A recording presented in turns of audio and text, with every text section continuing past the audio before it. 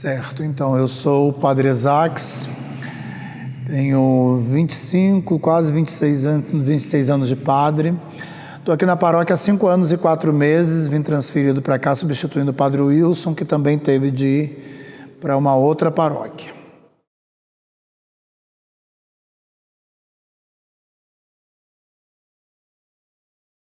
Eu vim transferido para cá no dia 21 de maio de 2017, numa transferência meio rápida, por conta de uma situação específica numa outra paróquia. O Dom Luiz, então, chamou o Padre Wilson, que era pároco, então, daqui a 10 anos já, perguntando se ele poderia assumir essa paróquia na nossa região, na nossa forania Mirim-Guaçu. E como eu já tinha conversado com o Dom Luiz há um tempo atrás, né, antes que eu estava já disponível, achava que meu tempo na Santa Cruz já tinha vencido, que assim que ele precisasse de um padre em qualquer lugar da diocese, que eu estaria disponível. Então acho que ele imaginou que eu poderia vir para cá, então ele me ligou, pediu para marcar o encontro com o Padre Wilson. Eu vim achando que ainda poderia não dar certo, porque já tinha havido outras possibilidades de trocas que acabaram no final não dando certo por outros motivos. Mas quando eu cheguei aqui para conversar com o Padre Wilson falou que não, que já estava definido, que ele já ia assumir a paróquia específica São Luís Gonzaga no sábado seguinte, né? E que eu viria para cá. Então isso já estava definido. Isso foi com uma semana, eu tive que me despedir da Santa Cruz e vim tomar posse aqui. Eu nem sabia, acho que eu havia passado aqui nessa paróquia, acho que uma única vez, 1 ou 2 vezes, mas eu nem me lembrava, não sabia onde a paróquia ficava especificamente. Era uma paróquia de fato totalmente nova para mim, em todos os sentidos. E a primeira impressão que eu tive foi na verdade, desde que comecei a trabalhar aqui, uma coisa que me chamou a atenção é que eu nem parecia que eu estava na diocese de Campo Limpo. Eu sempre fui padre aqui na diocese, na forania Campo Limpo. Todo o meu tempo de padre foi lá, né, na Catedral, na São José Operário, na Santa Cruz. E apesar de foranias muito próximas, as realidades de igreja são bem diferentes, né? Eu cheguei aqui no primeiro momento, achei que eu estava tendo uma paróquia de interior, um pessoal mais tímido, muito recatado, de fala baixa, pisando sempre em ovos, com muito medo de ofender, de falar alguma coisa que não estava do agrado, um pessoal que tomava bênção, eu não tinha muito esse costume, né? E no primeiro momento eu fiquei meio assustado, porque eu estava há 20 anos já em Campo Limpo, e as realidades, pelo menos das paróquias que eu passei por lá, era bem diferente, né? Acho que houve um choque no primeiro momento, nas duas direções, né? A mesma coisa que eu senti com o povo acredito que sentiu comigo, porque o Padre Wilson também é muito diferente de mim, no jeito de ser, e as pessoas também no primeiro momento ficaram meio chocadas, perturbadas, sei lá qual o termo específico, mas o tempo foi passando e as coisas foram se ajeitando. Acho que hoje, 5 anos e 4 meses depois, as coisas estão mais adequadas.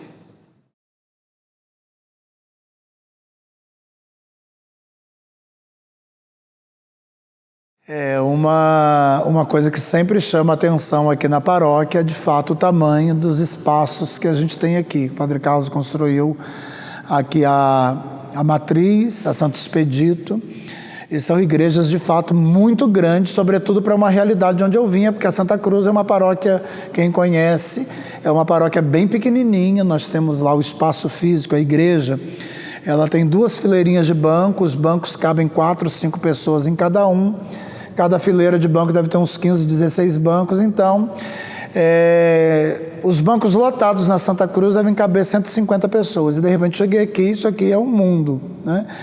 E de fato tudo tem os 2 lados, né? No primeiro momento, esse tamanhão de espaço físico que a gente tem aqui possibilitou, logo de cara eu imaginei várias coisas acontecendo aqui, né? Encontros, retiros que a gente vem fazendo, o próprio IDETEL que a gente trouxe para cá, porque tem muito espaço e espaço pouco usados. Do outro lado, o espaço muito grande também é difícil, a manutenção é caro, tá tudo por terminar, muita coisa ainda sem, né, sem acabamento e tudo muito caro, porque é tudo muito grande, qualquer coisa que você vai mexer, financeiramente é muito caro. Mas o que a gente tem facilita bastante o trabalho pastoral, sobretudo.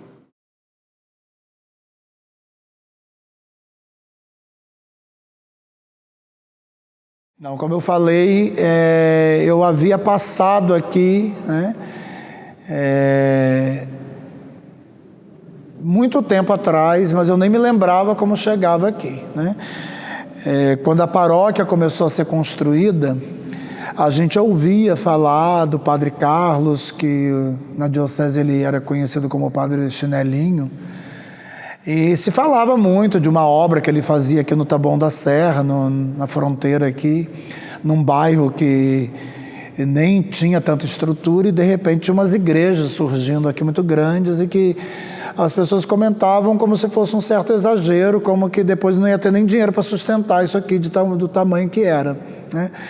Mas eu particularmente nunca tinha vindo para cá. Eu passei, como eu falei uma vez, eu vim deixar um material aqui, mas não me lembrava, né? Eu não sei, quando o Dom Emílio me falou da paróquia Santa Margarida, eu não tinha noção aonde ficava, em que forania, em que lugar, enfim, né? E o Wilson teve que me explicar tudo, como que eu chegaria aqui, porque eu não sabia. A padroeira é outra história, né? É uma padroeira solenemente desconhecida, né? Eu nunca tinha ouvido falar, né? Acho que a devoção ao coração de Jesus acabou suplantando a Santa Margarida, né? Apesar da devoção ao coração de Jesus ter se desenvolvido na igreja de modo particular a partir das aparições do Sagrado Coração de Jesus a ela, acredito que ela ficou um pouco apagada. Acho que no Brasil, né, as pessoas não conhecem. Eu, quando falo em qualquer lugar onde eu vou, que eu sou pároco da paróquia Santa Margarida Maria Alacoque, as pessoas não ligam. Só quando eu falar, é a vidente do Sagrado Coração de Jesus, foi a ela que o Sagrado revelou as promessas, enfim, é que as pessoas começam a ter assim, uma curiosidade, mas de fato não é uma padroeira conhecida. Aqui em São Paulo, acho que tem a nossa paróquia aqui no Taboão. Na cidade de São Paulo, na Vila Mariana, tem uma paróquia também dedicada a Santa Margarida, mas não é uma santa popular. Um dos desafios também que quando eu vim para cá, era como fazer com que Santa Margarida ficasse mais conhecida, que ela não era conhecida às vezes até por nossos paroquianos mesmos, né? É uma santa que não tem muito apelo popular como tantos outros que a gente tem.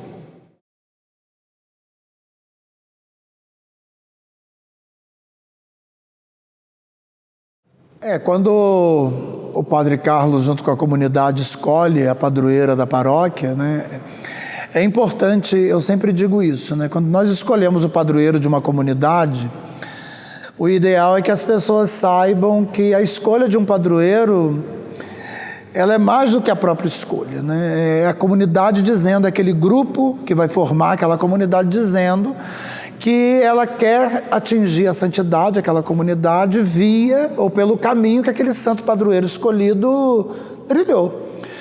Então, a primeira grande responsabilidade de uma comunidade, quando escolhe o seu padroeiro, é divulgar a vida desse padroeiro pela vida que leva, né? Os caminhos escolhidos da comunidade para buscar a santidade deveria passar necessariamente pelo caminho do padroeiro ou da padroeira escolhida. Quando você escolhe um padroeiro ou uma padroeira que não são tão conhecidos, o desafio fica duplo, né? Porque primeiro você tem que conhecer, se identificar, né? Querer trilhar aquele mesmo caminho, e aí depois você ainda tem que divulgar esse padroeiro, torná-lo conhecido no seu entorno, né? Quanto mais longe for a divulgação, melhor é. E não é fácil você divulgar um padroeiro que não é tão conhecido, porque nós temos santos e santas bem poderosos, né? Aqui em São Paulo, que tem um apelo popular muito grande.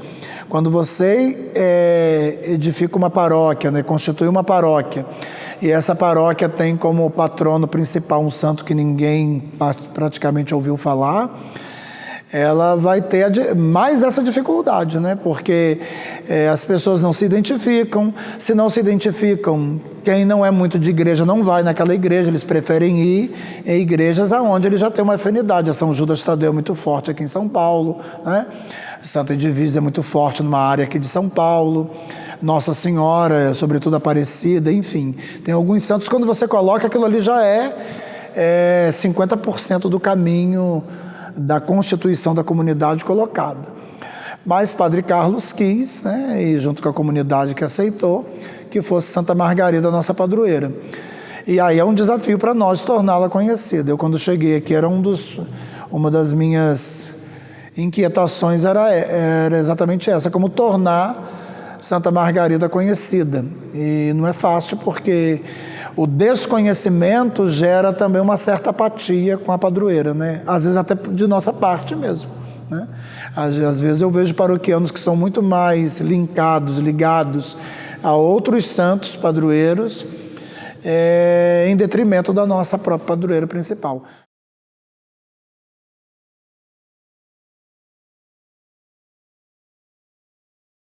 Era outra coisa que eu não conhecia, como eu falei, a Santa Margarida. Então eu vim para cá bem aberto para ser padre, né? E continuar os trabalhos que já havia aqui, né? Continuar as funções próprias de padre, ia celebrar, ia batizar, ia casar, ia confessar, atender os doentes, enfim, aquilo que é comum a todos os padres. No entanto, quem me conhece sabe que eu passei por uma experiência ainda na Santa Cruz, ali no ano 2012, 2013, quando, lendo o documento As Diretrizes Gerais da Ação Evangelizadora da Igreja no Brasil, para o quadriênio que acabou em 2019, eu entrei em contato com essa possibilidade daquilo que a gente chamou de comunidades missionárias, né? O termo adequado que está oficialmente nos documentos da Igreja é comunidade eclesial missionária. E lendo o documento, aquela simplicidade da possibilidade da comunidade de funcionar nas famílias, de setorizar territorialmente a paróquia, de constituir pequenos núcleos de evangelização que estivesse ali na realidade daquela rua, daquele quarteirão, daquele pedaço da paróquia, logo me chamou a atenção, né? E eu me lembro que na minha cabeça eu já setorizei a paróquia e imaginava que na Santa Cruz nós criaríamos pelo menos 3, 4 comunidades. Eu fiz uma reunião ampla com algumas pessoas que eu achava que poderiam coordenar pequenos núcleos dessas comunidades, e para minha surpresa, naquela mesma reunião onde eu pensava que nós íamos criar com muita dificuldade 3, 4, nós criamos 9 comunidades de uma vez só, que a proposta agradou as pessoas.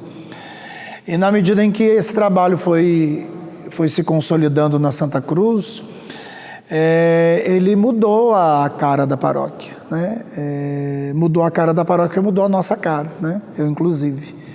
Eu sempre digo que tem um padre Esaques até a experiência das comunidades missionárias, e um padre Esaques que começou a aparecer depois dessas comunidades. E eu fiquei lá de 2012 até 2017, portanto, mais 4, 5 anos com a experiência. E quando eu vim para cá, essa experiência estava consolidada em mim, né? Eu já tinha muita clareza que eu não queria estar numa paróquia que não tivesse um trabalho missionário minimamente sistemático, organizado e acontecendo de maneira periódica, no caso das comunidades, semanalmente. Eu sabia que aqui não tinha, sabia que para que as comunidades acontecessem precisava ter uma estrutura paroquial para isso, sobretudo com o grupo de ministros, porque as comunidades elas crescem quando a paróquia entende o trabalho e percebe que o trabalho dá certo, elas vão surgindo assim muito rápido. Quando elas demoram para começar, mas quando elas começam, elas crescem rapidamente. E sozinho eu não daria conta, eu sou o único padre aqui, né? E para que as comunidades funcionem, elas têm que se reunir toda semana, tem que ter celebração toda semana, porque é isso que estabelece os vínculos, que é um dos pontos altos da comunidade missionária.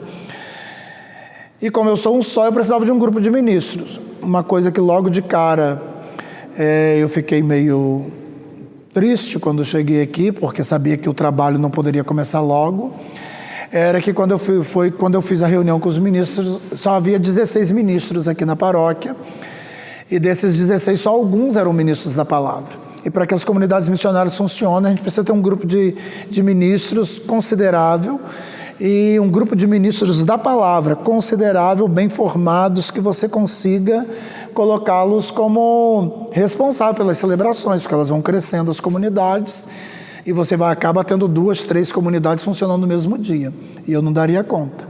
E se as comunidades não se reúnem, semanalmente elas acabam morrendo, é fato. Então eu comecei um trabalho de base mesmo, eu fui pedindo aos ministros, teve uma primeira investidura, eles acharam difícil, que as pessoas não queriam ser ministras, e eu falei, convida, enfim. Na primeira investidura, quando eu estava aqui, a gente já saltou de 16, acho que para uns 40 ministros. Hoje nós temos um grupo de 70, 71 ministros, e só da palavra são 22. E foi exatamente nesses 2 últimos anos que as comunidades missionárias pegaram aqui na paróquia, né?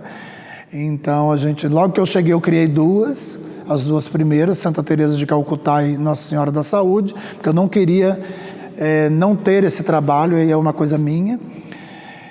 Mas nos últimos 2 anos, depois que a gente trouxe o IDETEL, eu dei as 2 disciplinas que trabalham bastante isso, que é a Teologia Pastoral e Teologia da Missão. A paróquia entendeu isso, e pela própria paróquia as comunidades começaram a surgir, mas aí já com um grupo de ministros considerável. E hoje eu posso dizer que na minha concepção, é um dos grandes trabalhos que a gente tem aqui, né? Porque atende a um pedido da própria igreja, né? Que as paróquias se tornem igrejas em saída, que a gente não se contente somente com aqueles que estão aqui dentro, porque os que estão representam muito pouco, né? Da parcela dos paroquianos. Então a igreja precisa fazer esse exercício de, saindo dela, ir ao encontro dos outros. As comunidades são uma possibilidade de trabalho missionário, existem outros. Eu, na minha experiência, penso que as comunidades, elas são a grande possibilidade, e está acessível a todos, né? E que quando as pessoas compreendem, né, e nós, os padres, também compreendemos, ela tem esse poder de modificar, né? Porque ela restabelece os laços afetivos que às vezes as paróquias perderam. Ela cria grupos, né, de relações mesmos, e é isso que vai fazendo a paróquia ser igreja, né? Porque a igreja é isso, né? É comunhão de irmãos e irmãs.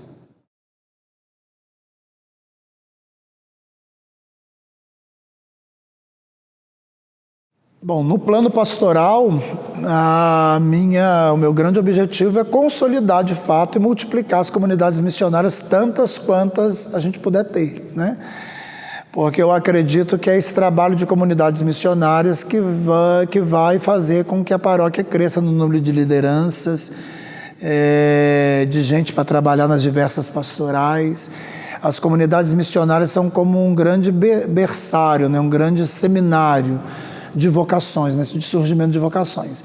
Então, a consolidação das comunidades que a gente já tem, a multiplicação delas, eu tenho isso como meta a ser buscada todo dia aqui, né? E temos os desafios das obras físicas da igreja, né? Nós temos 3 grandes comunidades, como falávamos no início, prédios muito grandes, mas inacabados, e que a gente precisa sanar para que a gente consiga atender às necessidades da própria paróquia, né? Então, acho que esses 2 objetivos, na parte espiritual pastoral, a consolidação e a multiplicação das comunidades missionárias, porque a partir delas, toda a estrutura pastoral da paróquia vai também se consolidar. E no plano físico, esse desafio da gente ter essas igrejas e precisando de muita gente, precisando de muito dinheiro, de muito trabalho, para que as coisas possam chegar ao lugar que devem chegar.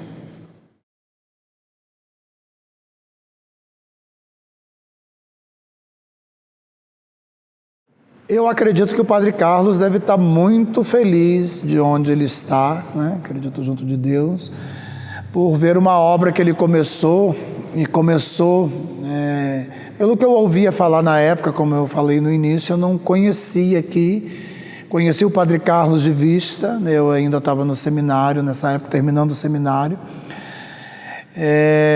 Então, hoje, recordando, eu vejo que havia até uma certa resistência com a figura dele, com a pessoa e o trabalho dele na própria diocese, né? As pessoas falavam com um certo desdém, né? Assim, um padre meio quase que lunático, digamos assim, construindo um negócio imenso numa área que não vai ter condições de manter aquilo lá, né? Mas ele teve essa visão de que esse bairro, que talvez na época, 25 anos atrás, não era um bairro grande, estava começando a se organizar, ele sabia que, como toda a periferia de grande cidade, rapidamente isso iria crescer de maneira assustadora. E ele pensou nessa, né, na verdade, ele vislumbrou isso que iria acontecer no futuro, e já lá, 25 anos atrás, ele deixou toda a estrutura montada.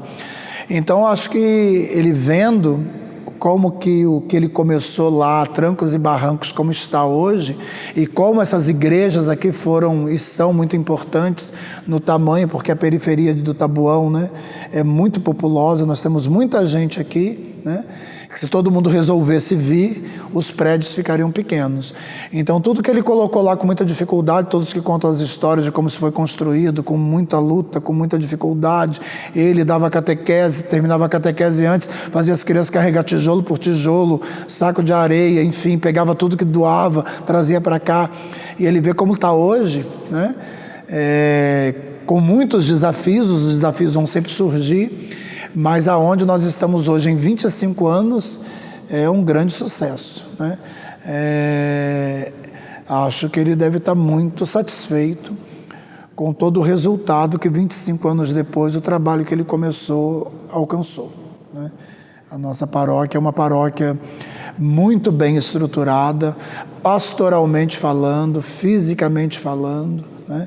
Pessoas muito preparadas, dedicadas, acho que é uma coisa também que vem desde a época dele, que é uma outra característica que eu encontrei aqui, que eu não via muito lá no Campo Limpo, que é as pessoas que estão na paróquia, têm a paróquia, as comunidades, como parte da vida delas, né? Elas não só têm a paróquia como um lugar onde elas se encontram, usam e vão embora. Elas cuidam e elas olham os espaços como se fossem propriedades particulares delas, né? E acho que esse sentimento vem um pouco com o Padre Carlos de tudo que todo mundo fez junto. Quando todo mundo constrói junto, acho que esse sentimento acaba aflorando. Coisas que muitas paróquias por onde eu passei, trabalhando ou de passagem, eu não percebi tanto. Como é que esse sentimento de pertença.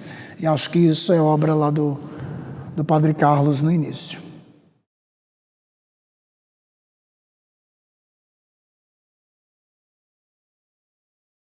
O sentimento acho que é igual ao do Padre Carlos. Eu sou muito feliz de estar aqui, né? Eu digo que a Santa Margarida foi a única paróquia que eu caí meio de paraquedas, no bom sentido, né?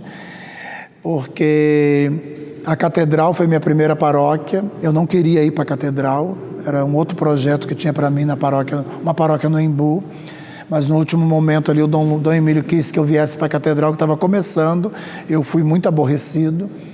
Depois eu escolhi para São José Operário e fiz um trabalho, trabalhei junto com as pessoas, não, foi um trabalho bom.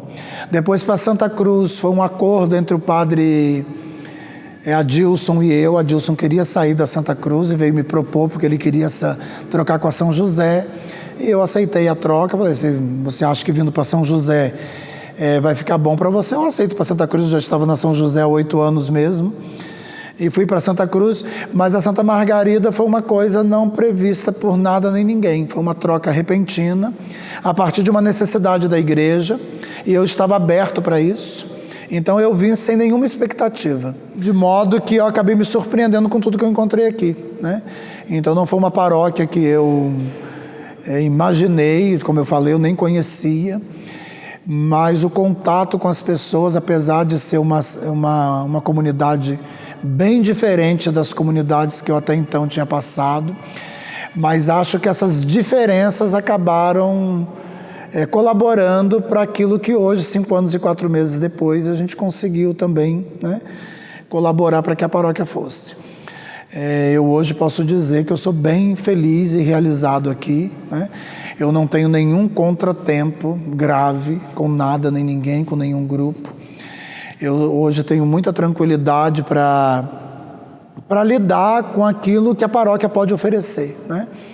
Eu proponho as coisas de vez em quando, mas se eu acho que não tem condição, se as pessoas não estão muito afim, eu recolho. Antes eu ia ferro e fogo, tinha que ser.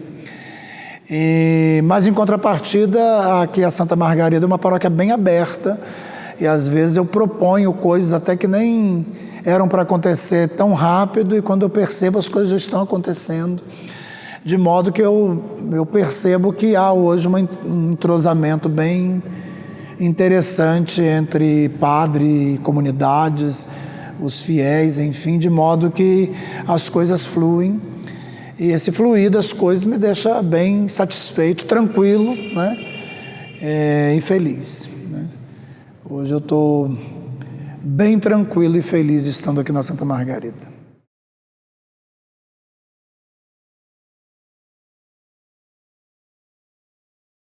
Acho que a mensagem é de gratidão. Eu agradeço muito a Deus e a paróquia por poder estar aqui comemorando esses 25 anos, né? Padre Carlos ficou 10 anos à frente da paróquia, os 10 primeiros anos. Padre Wilson ficou 10 anos, eu estou nesses últimos 5 anos. Mas peguei esse período já de preparação do jubileu. A mensagem, além de gratidão, é de deixar aqui a palavra da gente continuar nesse caminho. Acho que a paróquia está num caminho que é o caminho que a igreja propõe, né? Que a gente continue abertos, que a gente saiba acolher aquilo que a igreja espera de nós, que nós mantenhamos aqui, que é uma característica da paróquia também, essa acolhida aos outros, ao diferente, né? E que a gente consiga fazer cada dia mais dessa paróquia aquilo que Deus espera, né? Que a gente seja sinal de Deus para todo mundo que está aqui, todo mundo que vier estar conosco. Acho que a mensagem é essa, né? E com essa fé em Deus, com a intercessão de Santa Margarida Maria Alacoque, que nós transmitamos aos outros esse sentimento de amor infinito, incondicional, misericordioso, que o coração de Jesus revela para todos nós. No coração de Jesus, quero viver, padecer e agir. Paróquia Santa Margarida Maria Alacoque, 25 anos de evangelização.